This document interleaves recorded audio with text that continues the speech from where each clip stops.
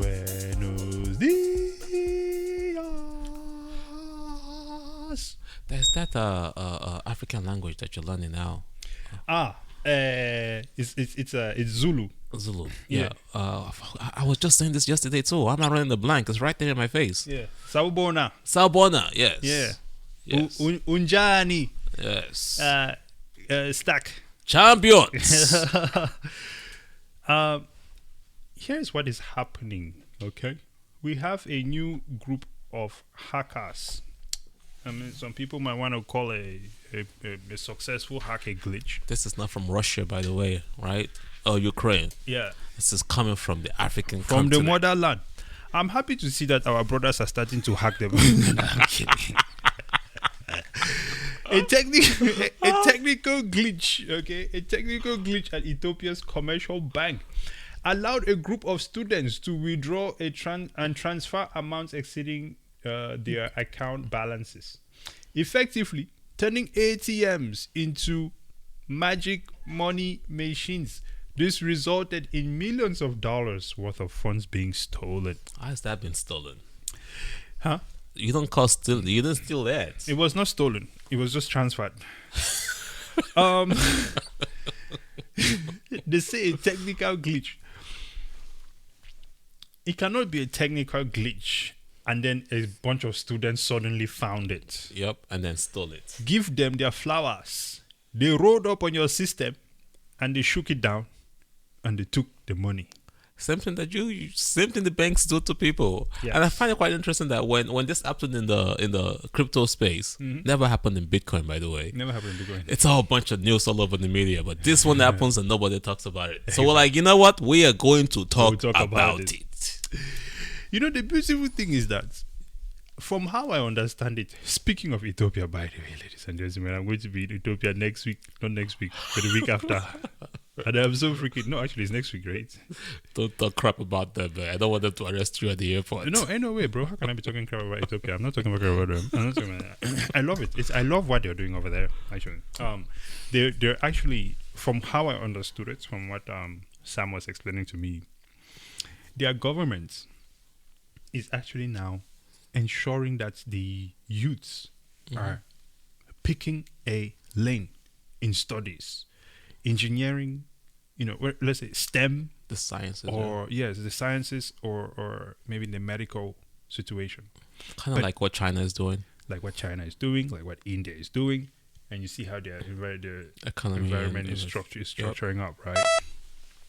Now, it is clearly working if we are now at a point in time where the continent that has always been referred to as the one where there is hunger, flies are landing on the kids' eyeballs and they're so hungry that they cannot even blink to save that. I heard somebody say that joke before. But to this point now where we are sitting here, we are seeing that the bank is getting hacked. How can you stand a bank in the middle of a land where so many people are going poor, right? And then now they have the technical expertise and you still expect your money to be safe? I have to say the banks in Africa, many of them are actually one of the weakest network infrastructures. Globally, it's weak network infrastructure. Global. Trust me, brother. It's a matter of time before even Swift is going to get hacked. Hey, I think was it the World Economic Forum that told us that one day we're gonna have a major global financial distress? Yeah, they should not worry. It's coming. Right? You know, there's sometimes they say be careful what you wish for, because I think that sometimes when the World Economic Forum releases those things, is because they think that they will be the ones in the driver's seat. But then that disaster happens and it's not in their direction. They are not the ones in the driver's seat. Oh, they might have initiated the event, but then they end up losing or managing the situation like COVID. Oh yeah, like how they locked down people and then everyone went and got extremely smart. Flip mode. Yeah.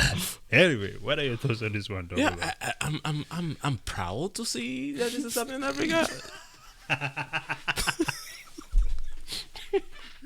Yeah, I mean, listen, I'm laughing because I've never ever seen a situation where people hack some shit and we're like, well, I mean, okay. the money's not in there, but you know, you have the FDIC to secure people's money. So, Actually, you did bring up a very good point, because if you watch some videos, they say, listen, the US cannot default on its debt. Why? Why can they not default? Because we can print money. Okay, go print more money and fix the situation then. That's what I'm saying. Yeah. But for young high school, young college kids to be able to take advantage of a financial system, which we see happening in Russia, we see happening in the West, that means that the technical capabilities, the skill sets of the young, vibrant Africans are getting up there. That's a good thing. Like, I don't want to hear this about happening this in the crypto space, crypto. They're stealing people's money. Yeah. No, I want to see this happen in the commercial legacy banking system so that we can tell you that the money problem is not crypto. It's the money itself. And if the bank can get hacked, anything can get hacked. And the only thing that cannot get hacked is Bitcoin. Abby.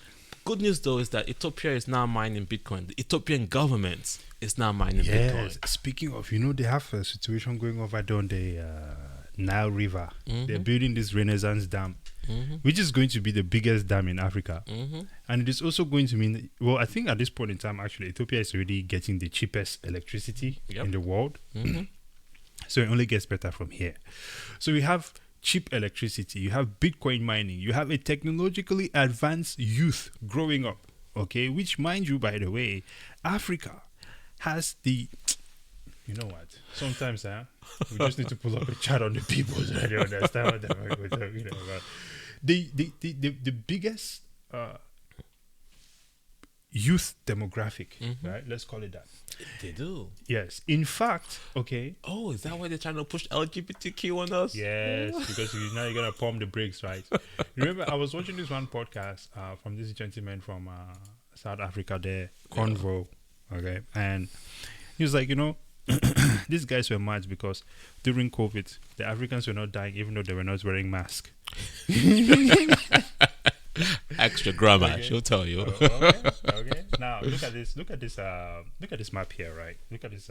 We're going to share a little bit of a graph here. Population by age group in the United States. Here, we can see that we're looking at this at under 5s. You can see that's flatline. Under 15, you see that's flatlining. Ooh. Under 25, right? You see that was bumping until we got to the early 2000s there, and then you see it's now flatlining. This is America? Yeah. And we're talking shit about China and Japan and all that stuff? Exactly. But we're just as bad. Notice that ages 65 plus, they're living longer. You see as their timeline is running up as we're going in. And then 25, this is millennials, right? 25 to 64 there. You see it was growing, then it flat-lined. Now let's take a look at Africa. Under 5, right? Even though it looks flat-lined here, we see that the curve is much higher than what we had on the other side. Of course, the older generation is going to be living longer.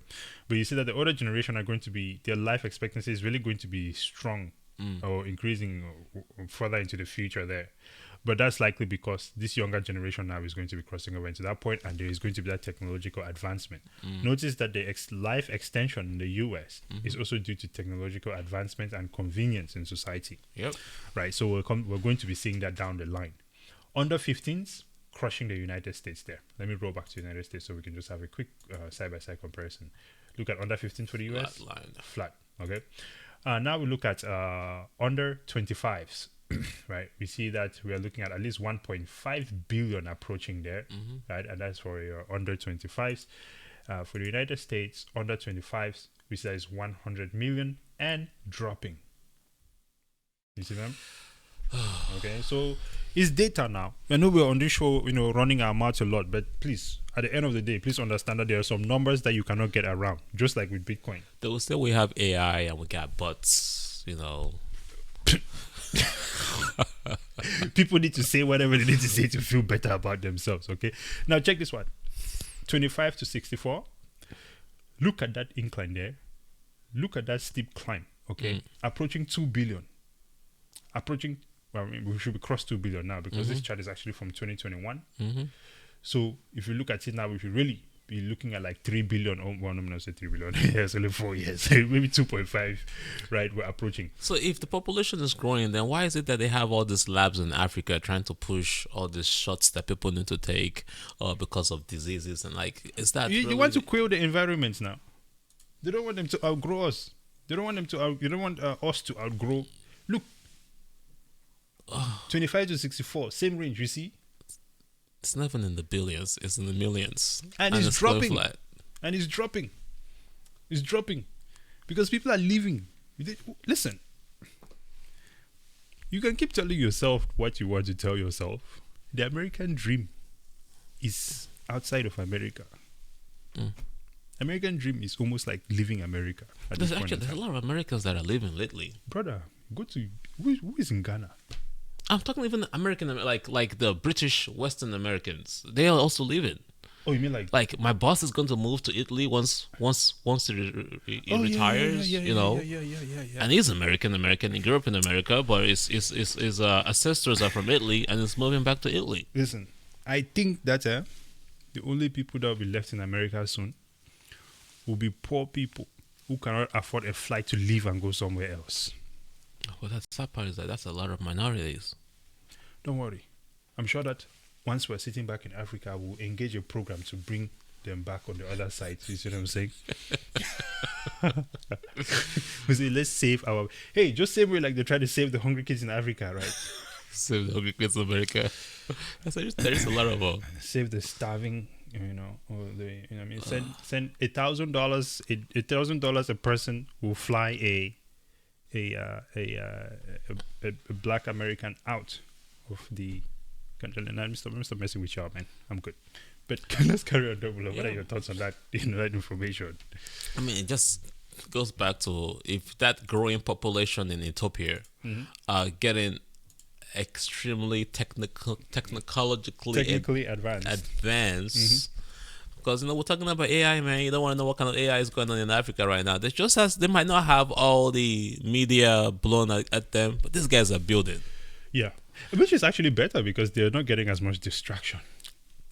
Distraction is the worst thing. So. People are talking about peer-to-peer systems here in America. They exist in Africa. The money systems that are not controlled by the bank exist in Africa. Machinkura, no ones. No, there are things growing in the country right now in the continent right now that is just amazing. Hey, listen, I hope nobody's money was stolen on the retail side. The banks are the one taking this hit. Yeah, I hope the money was stolen on the retail side, and if you're in this case, the bank just go print more money, bro. Print more money, fix your exploit, whatever. We're all moving to Bitcoin anyway. Do you think the banks will come for the kids? I was just to take the money and run. Where would you find them? I mean, they might.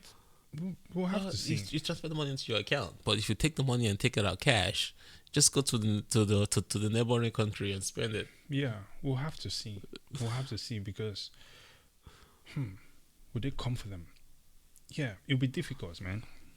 If he was sitting in a village, if the computer is sitting in a village, and then you roll up on him because you've tracked his IP and you show up and you just see Karabot with laptop, nobody is there. What do you do? So it is what it is. Ladies and gentlemen, listen. Please check out bkcryptocoach.com. Also check out stackfin.com. We are offering some amazing services there to help you get up to speed with Bitcoin and cryptocurrencies. Staying safe in this environment where everyone is getting scammed. Yep. Even the banks are getting scammed. Exactly. Right. You see this type of thing. We don't want it to happen to you. Yep. So check out again bkcryptocoach.com as well as stackfin.com. That's where we are coming through with all the value, including here, of course. So share this with your friends and family. Subscribe to the channel, and of course, we are also over there on X as stackfin.com, and of course, Spotify as well as Stack. Anything else you want to add, Double O? Banks get hit, crypto gets hit. The best way to save your money is in Bitcoin. Ladies and gentlemen, until next time, present out. Double O. Pew. You know what? Our music did not even play as it would usually play. Let's hit them. Yes, there we go.